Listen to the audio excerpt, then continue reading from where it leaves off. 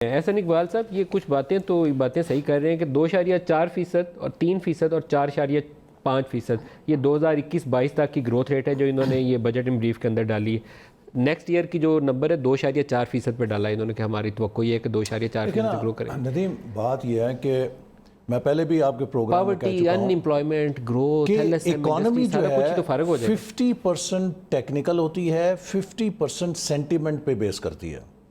آپ کے جس طرح زمین کے قطعے ہیں برابر برابر ہوتے ہیں، ایک جگہ بہت زیادہ ایکٹیویٹی ہو رہی ہے، ایک جگہ کوئی دیکھتا بھی نہیں ہے، سینٹیمنٹ ہے نا اس جگہ پہ۔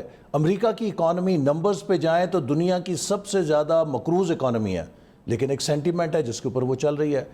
ہمارے ہاں سی پیک کے بعد پاکستان کا ایک سینٹیمنٹ بنا تھا انٹرنیشنل انویسٹرز کے پاس۔ دیکھیے 20 کروڑ کی منڈی ہے، عوام ہے، اتنی بڑی مارکیٹ ہے، وہاں پہ لا اینڈ آرڈر ریسٹور ہو گیا، وہاں پہ انرجی کا مسئلہ حل ہو گیا، ہم ایک ریجنل کنیکٹیوٹی کے ویژن پہ چل رہے تھے۔ آپ جہاں جاتے تھے، یورپ میں جاتے تھے پرائم منسٹر، تو یورپین سربراہان کہتے تھے ہم پاکستان سے جڑنا چاہتے ہیں، we want to be part of CPEC. ہم اگر سینٹرل ایشیا جاتے تھے وہ کہتے تھے جی ہم سی پیک کے ساتھ جڑنا چاہتے ہیں۔ ایک سینٹیمنٹ تھا جس کے اوپر جنوری 2018 میں ورلڈ بینک کی ساؤتھ ایشین فورکاسٹ کی آپ رپورٹ نکال لیں، وہ 19 اور 20 کے لیے پاکستان کو 6% گروتھ پہ پچ کر رہے تھے۔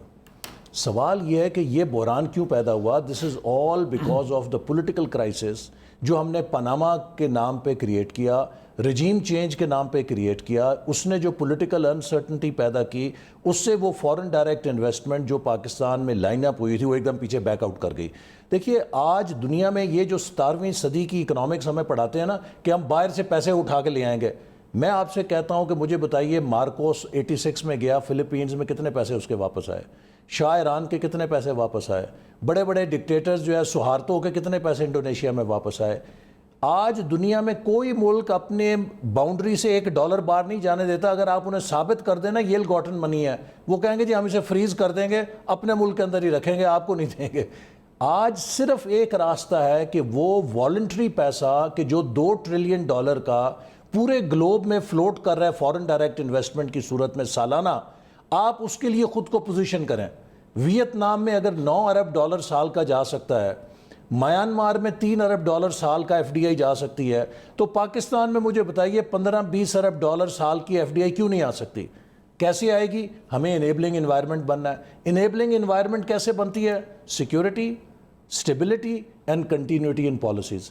اس وقت اس حکومت نے جو سب سے بڑا ظلم کیا ہے، انویسٹمنٹ کے سینٹیمنٹ کو ختم کر دیا ہے۔ آپ بڑکیں لگا کے، آپ پکڑ دکڑ کر کے لوگوں کو میاں منشا سے لے کر اور ایک پرچون والے کو کہیں ایف بی آر کے آگے چور بنا کے کھڑا کیا ہے، کہیں نیب کے آگے کھڑا کیا ہے، کہیں ایف آئی۔ اس وقت پاکستان میں کوئی سرمایہ کاری کرنے کے لیے تیار نہیں، اور پھر پرائیویٹ انویسٹمنٹ ڈرائیو ہوتی ہے پبلک سیکٹر انویسٹمنٹ سے۔